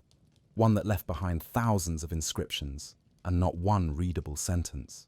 To picture the Indus Valley civilization, imagine cities planned better than many modern ones, streets running straight as rulers, drainage systems so advanced plumbers today nod in respect, public baths, wells, granaries, workshops, designed with a level of care that makes you wonder if they secretly had city planners with clipboards and municipal budgets. Harappa and Mohenjo-Daro, the two major cities, flourished around 2500 BCE, older than the pyramids, older than Stonehenge, older than most things that impress people at museums. At its peak, the civilization may have had a population of over 5 million. They traded across Mesopotamia, farmed using irrigation systems, and built cities on grids centuries before the Romans thought to straighten a street. And yet, despite all this sophistication, their script remains unreadable. The inscriptions appear on tiny square seals, smooth stone pieces carved with animals, symbols, and lines of beautifully neat characters. Some scholars think the script was used for trade, others for administration, others for marking goods like ancient barcodes. But whatever it was for, it shows up everywhere, on seals, pottery, tools, talisman-like tokens, a few copper plates, even on weights and measures. The characters are small, but elegant, straight lines, curves, loops, shapes that look almost geometrical. They feel purposeful, intentional. Someone definitely knew what they meant. The problem, Nobody else does. Over a century of research, and not a single sentence has been confidently translated. It's not for lack of trying. Linguists have run statistical analyses, pattern studies, symbol frequency breakdowns. Computers have tried. Cryptologists have tried. People who really enjoy puzzles have tried. With every new technique, the script smiles politely and refuses to cooperate. There are several reasons for this frustrating silence. First, the inscriptions are extremely short, often just 3 to 8 symbols. It's like trying to figure out English by only seeing words like cat, log, or sun, without ever encountering a full sentence. Even professional linguists would struggle with that. Second, the Indus Valley left no bilingual Rosetta Stone, no helpful inscription saying, "This means this," or "Here's how our alphabet works." Nothing like the Egyptian stela that saved hieroglyphs from obscurity. Third, we don't know the underlying language. It could have been Dravidian. It could have been something Indo-European. It could have been a language isolate spoken nowhere else. Without context, symbols stay mute. And fourth, the collapse of the civilization around 1900 BCE left no descendants who carried the writing tradition forward. By the time other cultures wrote extensive texts nearby, the script had already vanished. So the seals remain, beautiful but unreadable. Yet even silent, they tell us things, not through language, but through presence. For example, many seals show animals, unicorn-like creatures, probably stylized bulls, elephants, tigers, rhinos, bison. This suggests animal symbolism mattered. People used specific animals to represent clans, professions, or deities, much like medieval heraldry, but carved into stone centuries earlier. There are also hints that the script might read right to left, based on the direction the characters face and how spacing is arranged on the seals. But not everyone agrees. Some scholars argue the script isn't even a true writing system. They say it's more like symbolic shorthand, marks representing families or goods rather than phonetic words. But others point out that the complexity of the symbols suggests a real language. Over 400 distinct signs have been identified, with clear rules about where certain signs appear. A writing system that looked suspiciously alphabet-like, but not alphabet-like enough for us to decode. Then there's the matter of the seals themselves. When you look at them, you see extraordinary craftsmanship. Each one is carved with such precision, you sell. Wonder if they used magnifying glasses. The animals are detailed, muscles, horns, facial features. The symbols are cleanly etched. Some seals even have drilled holes, so they could be worn as amulets or used like signature stamps. If the writing wasn't important, they wouldn't have gone to all that trouble. Which brings us to the most intriguing part of the mystery. The Indus Valley had no kings. At least, none we've found. No giant palaces, no lavish tombs, no royal sculptures towering over the commoners, no monuments to one all-powerful ruler. The cities seem almost egalitarian, no massive social divide carved into their architecture. So if the script wasn't used to glorify rulers or inscribe laws, what was it for? Theories multiply. Trade. Seals might label goods, mark ownership, or certify transactions. Religion. Symbols linked to deities or rituals. Administration. Records stored on perishable materials like palm leaves or textiles that did not survive. Identity, like stamps, signatures, or passports for merchants. The truth is probably more than one of these. And the final twist? Despite thousands of seals, only a dozen inscriptions appear on objects big enough to carry longer texts. Even those are short. Almost as if the culture preferred concise communication. Efficient. Minimalistic. Ancient people who embraced the no unnecessary words philosophy long before texting was invented. But here's where the mystery grows deeper. Not louder, just deeper. Why did such an advanced, organized, peaceful civilization leave so little written record? Why no long scrolls? Why no carved stelae? Why no preserved tablets like those of Mesopotamia? Maybe they did. Maybe they wrote on materials that vanished. Palm leaves, birch bark, cloth. A whole literature could have existed and evaporated with time. Maybe they believed the most important knowledge wasn't meant to be etched in stone. Maybe writing served practical purposes, while cultural wisdom was passed through speech, ritual, or memory. Or maybe the civilization valued harmony so strongly that they didn't need laws carved into walls. Their cities even look harmonious. Standardized bricks, aligned streets, shared sanitation. A society focused not on conquest, but on functionality. Standing before the tiny seals today, it's strange to think that a powerful, orderly civilization could leave behind thousands of symbols. And we still sit here blinking at them like first-year students in a language class where the teacher forgot to explain the grammar. The script refuses to speak. The seals refuse to explain. The civilization itself refuses to brag. Yet the silence doesn't feel empty. It feels intentional, peaceful, like a whisper you can't quite hear but feel anyway. Maybe that's the real mystery. Not the symbols, not the language, not the lack of translation, but the reminder that some cultures left behind not stories, not records, not declarations, but rhythms, patterns, city layouts, ways of living that spoke through structure rather than words.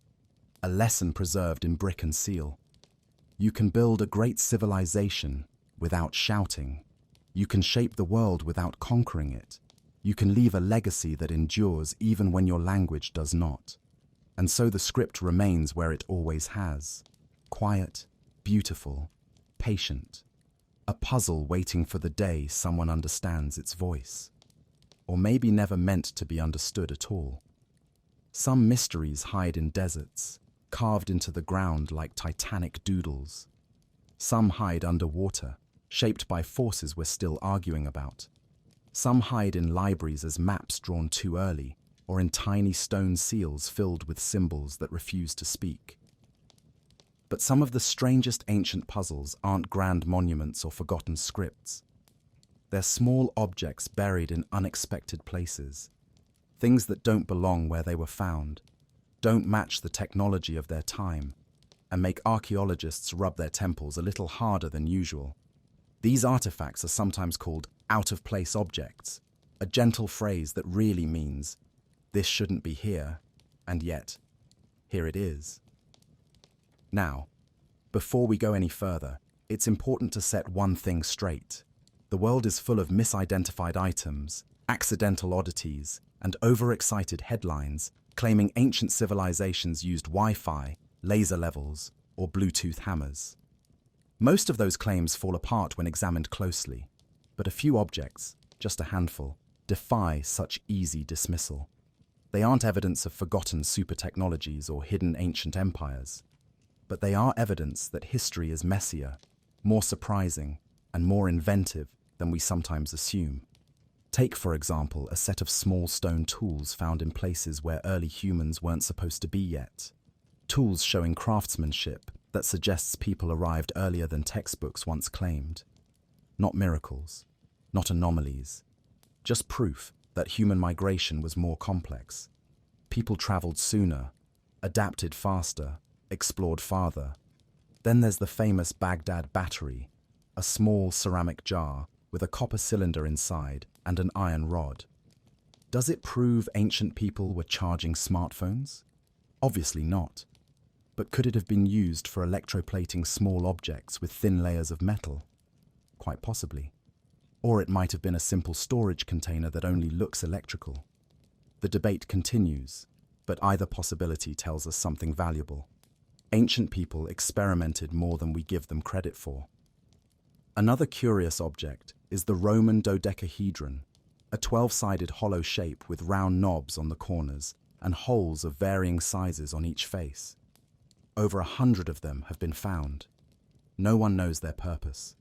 Some theories say they were measuring devices, tools to estimate distance or gauge textiles. Others say they were candlestick holders, or gaming pieces, or ritual objects. All reasonable possibilities, none proven. The real mystery isn't that we don't know. It's that so many were made, and no written Roman record ever bothered to mention them. Imagine making dozens of an object over generations, and not leaving behind a single explanation. It's like if all modern documentation were lost and people 2,000 years from now found a drawer full of fidget spinners and had to guess what humanity used them for. Then there's the Nebra sky disk, a bronze plate inlaid with gold, showing the sun, moon, stars, and a gentle arc that may represent the horizon. It's one of the oldest known astronomical tools, created by Bronze Age people who supposedly lacked the complexity to design such a detailed celestial guide. And yet, there it is, a functional star map that also serves as art, timeline, and calendar, all in one shimmering circle. None of these objects rewrite history, but they reveal something we often forget. People in the past weren't less intelligent. They simply had different tools. Less technology doesn't mean less creativity. Less information doesn't mean less curiosity. And that brings us to the final, biggest mystery. Something larger than any artifact or ruin or underwater terrace. The mystery is human ingenuity itself, because when you step back and study all these ancient puzzles together, they form a pattern, not of lost technologies or vanished hyper-advanced civilizations, but of something far more human. Early cultures observed the world closely. They watched stars, tides, seasons, animals. They shaped stone not because it was easy, but because it was available. They built big because they could, and because meaning often needs something physical to carry it. Some mysteries exist because natural forces create shapes that look intentional. Some exist because ancient people shared knowledge that didn't survive. Some exist because time erased context, leaving form without explanation. And some exist because humans are storytellers, carving meaning into land, stone, sky, maps, and objects. Every ancient puzzle we've explored in this story, Göbekli Tepe, the Nazca lines, the stone spheres, the ringing rocks, the underwater monument, the maps too early, the scripts too quiet, shares one thing in common. They remind us how much we don't know. Not in a frustrating way, but in a beautiful way. Think of what it means that a civilization could write a script used by millions and we still can't read it. Or that ancient cartographers combined sources we no longer have. Or that people created stonework so precise that modern masons shake their heads in admiration. Think of what it means that a culture carved shapes into the earth so large that only the sky could see them. Or shaped granite into perfect spheres. Or aligned structures with solstices before trigonometry had a name. None of that requires aliens or lost advanced species. It requires humans, curious, inventive, observant humans, working with determination and imagination. It also requires something else. Time. Time to sit with a stone and chip at it. Time to study stars night after night. Time to walk a desert and carve a spiral. Time to build a temple before farming, settlement, or even pottery. Time to pass knowledge through memory and practice instead of paper. Modern life moves quickly. Ancient life moved deeply. And so, their mysteries endure, not because they are impossible, but because they were created in ways that don't fit our modern habits. When you think about it that way, the mysteries feel less like puzzles we must solve, and more like letters addressed to the future. Written by hands that knew we'd someday look back. Written, not in ink, but in stone, earth, bronze, and silence. And maybe that's the real secret behind ancient mysteries. They show us that wonder doesn't vanish when explained. It expands. Because explanations don't remove magic. They reveal it. Ancient mysteries aren't asking us to choose between awe and understanding. They're inviting us to feel both at once, to learn what we can and appreciate what we cannot. So as we close this journey, walking from carved deserts to underwater monuments, from untranslatable scripts to perfect spheres, there's one final truth worth carrying with you. The past isn't dead stone, it's a living conversation. And every mystery whispered through time is simply the world asking us to keep listening. If you've reached this point with your eyes heavy and your breath softening, I hope this story helped you unwind. Thank you for listening, and may the quiet of the night carry you the rest of the way into sleep. Good night.